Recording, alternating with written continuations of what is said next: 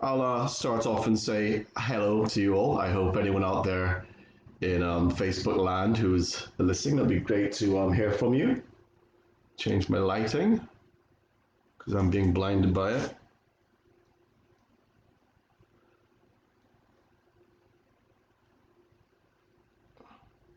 There we go.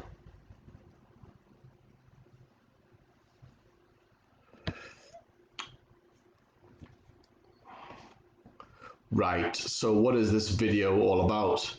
So I tongue-in-cheek put this title of this video as I'm not giving you a meal plan. And, you know, I'll start off by saying that I'm lying to you. I actually do give meal plans out.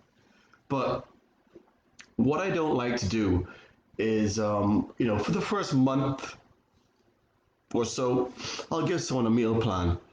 But there's a few reasons why I don't like people to constantly have a meal plan from me. And the first reason I don't like them to have a meal plan from me constantly is I don't know what they like to eat. So if I write a meal plan up and I've written it up and this person rocks up to me and I give them the meal plan and they go, well, hey, I'm a vegetarian or I'm a vegan or I'm Jewish or I follow Islam and I've written on there sausages for breakfast and steaks for hither, thither and yon, fish and all this kind of seafood and stuff like that. And they don't eat those things. It's like, well, then I have to start saying, well, change this, change that, change the next thing. And it just becomes like a lot of faff of them having to change all these different things that I've asked them to eat. So that's the first thing. I don't know what people like to eat.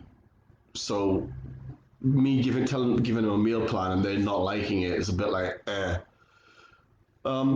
The second thing is that I don't really like about it is it doesn't teach them how to plan their own nutrition, which I'll delve into a bit more about that. And thirdly, it makes them less self-reliant or more reliant on me.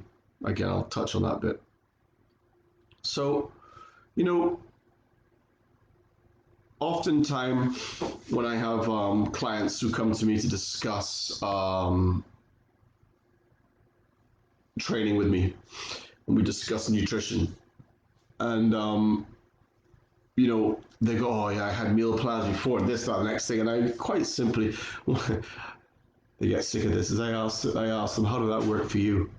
And invariably, people go, oh well, it didn't work very well because here I am again, sat there waiting, looking for help once more.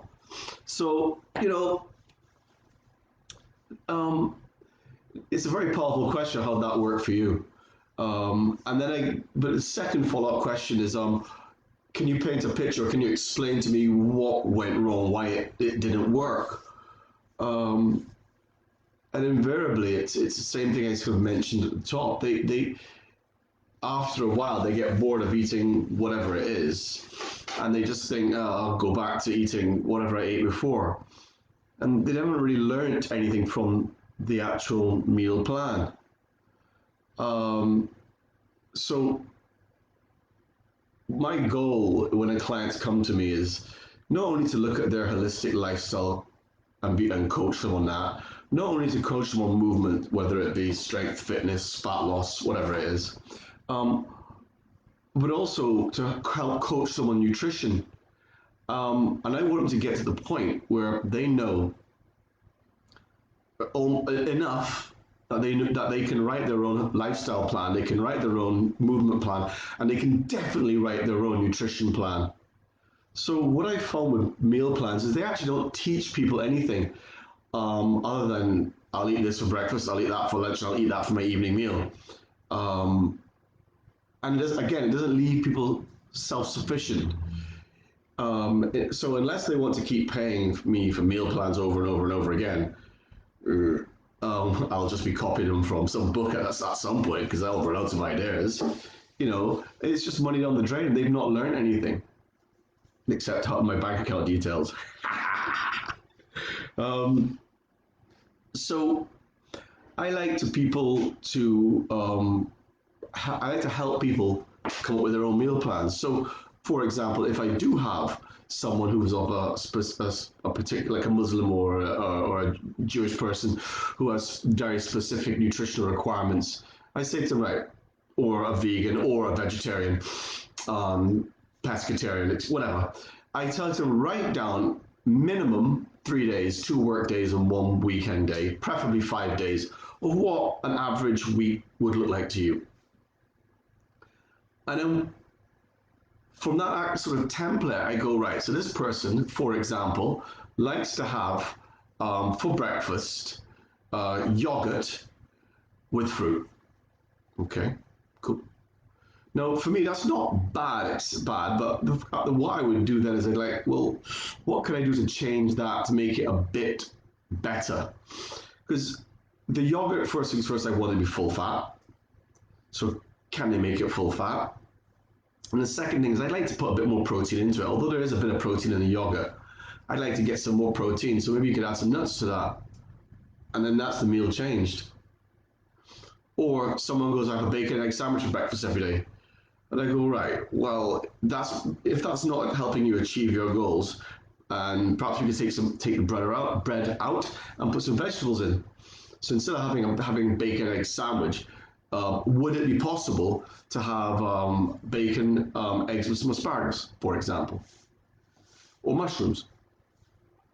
So these are just some things that I like to sort of do. So whenever the person brings that food diary to me, we just go through it together and see what we can adjust to help them suit their lifestyle. So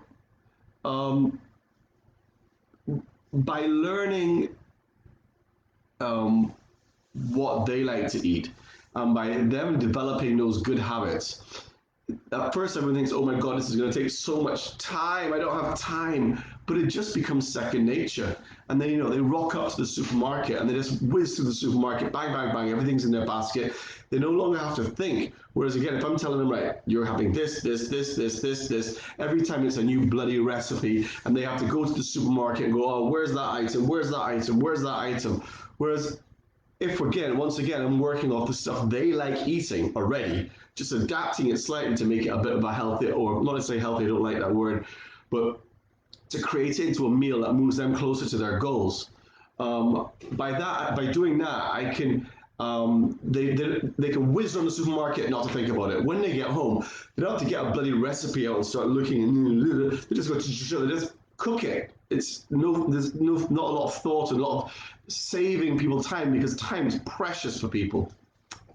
Also, by them learning how to do their own meal plans, when they go to special occasions like with families, or again with religious people, you've got certain religious festivals, and they might want to keep on point with their nutrition, keep moving towards their goal, and not want to ease it off slightly.